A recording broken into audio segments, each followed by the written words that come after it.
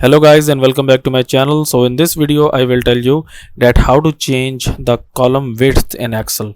So before starting the video, make sure to like this video and subscribe to our YouTube channel for more tips and tricks like this one. So there are two ways that you can basically use to change the width of your column here. So the first one is drag. Okay, so let's suppose that if you want to change the width of this column A here, so on this A here just get your mouse on this line here, and then you will see this icon here, and just click and hold and just drag it to the right, and at the menu here and at the option you can see its width here, okay, like this one.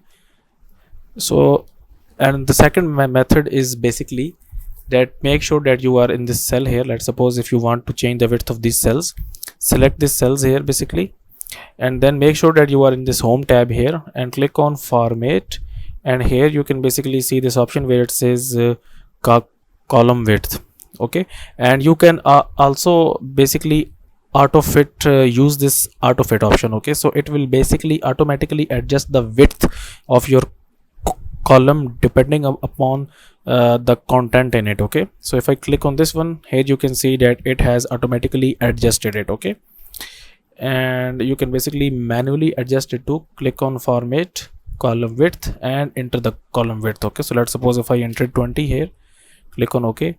Now here you can see that the width has increased. So that's it for this video guys. If you find it useful, kindly like this video and subscribe to our YouTube channel for more tips and tricks like this one, and I will meet you in the next video.